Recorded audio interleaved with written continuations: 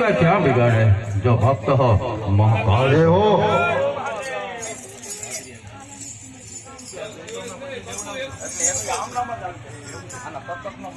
दर्शन करिए तो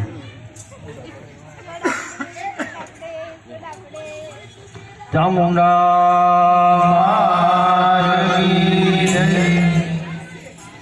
जय कमले चामुंडा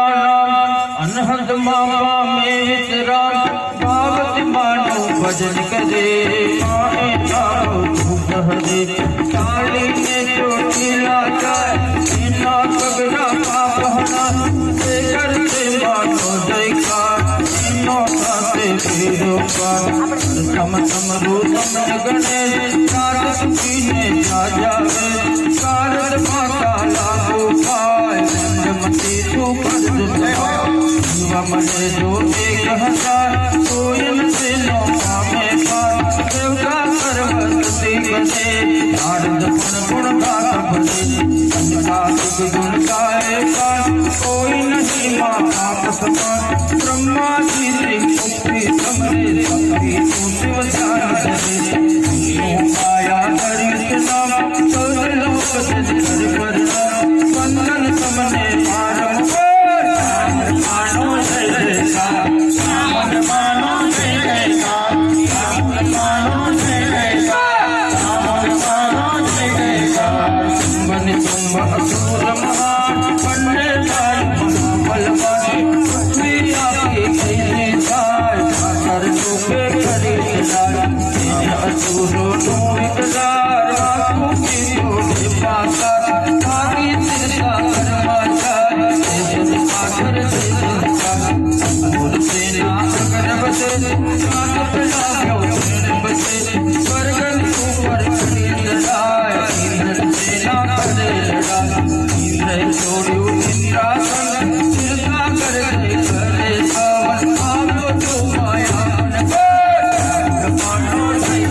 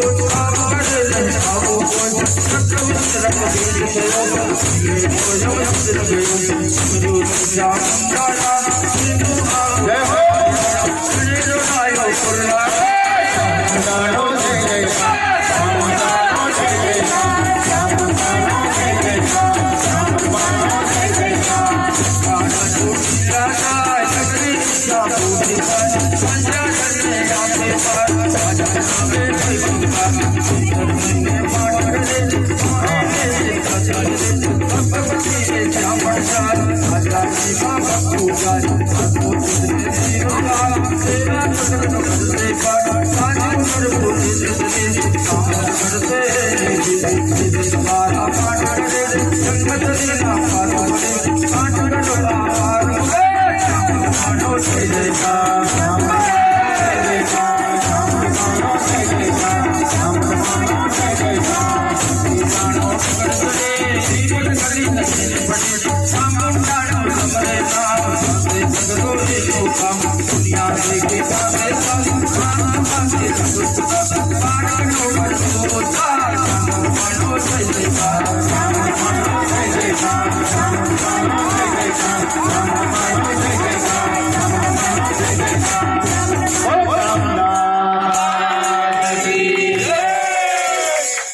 પહેલા કીધું આ માતાજીનો જવાબ પાઠ છે દેવી ભાગવતનો સાર છે જય હો મેં સિક્કાની બંને બાજુ પણ તમને કીધી ધૂપ દીપ અને નિવેદ જય હો ધૂપ દીપ નિવેદથી કરે સતતનો પાઠ એવા ભક્તની સહાયથી પેઢી તરસે 60 ચોટીલા ડુંગર ઉપર પાઠ કરે એકવાર ભવબંધનથી છૂટશે એક એદી તત્કાળ માણસો ભવબંધનને એવું માને છે કે આ જગતમાંથી છૂટી જવું પણ ભવબંધન એટલે મોહ માયાથી પર થવું મોક્ષ એટલે વાહ દાદા વાહ જય હો આ ભાવનું જ બંધન છે મારું મારું એ છૂટું આપણું થવું તારું થવું આવો ભાવ માનો ભાવ છે આવો ભાવ આત્માનો ભાવ છે આત્મા સો પરમાત્મા મનને બાંધવાનું યંત્ર એટલે મંત્ર તમે અતિશય મંત્ર બોલો પછી ધીમે ધીમે તમારું મન ખોટું આડું ભટકતું હોય એની બદલે સ્થિર થાય મન સ્થિર થાય તો આ તન સ્થિર થાય મન અને તન સ્થિર થાય તો આત્મા જાગે એટલે પરમાત્માની સાથે સંવાદ થાય અને પરમાત્માની સાથે સંવાદ થાય તો જીવન કેમ જીવાય તે જીવતા આવડી જાય એટલે પછી કઈ કરવાનું રહેતું નથી જીવતા જીવે જ સ્વર્ગ છે અને જીવતા જીવે જ જો આપણું જીવનમાં આચરણ શ્રેષ્ઠ નહીં હોય તો નરક હશે આનંદના ગરબાની એક કડી આવે છે કોટી કરે જપ ધૂપ કોઈ તુજને ન કરે માં કરોડો જપ કરો ધૂપ કરો દીપ કરો નિવેદ કરો પરંતુ જીવનમાં તમારો વાણી અને વ્યવહાર જો સારો નહીં હોય તો તે બધું કોડી સમાન છે જય માતાજી ભૂલચૂકમાં ખૂબ સરસ આખી ભાગવત કહેતી થોડાક શબ્દોમાં દાદાએ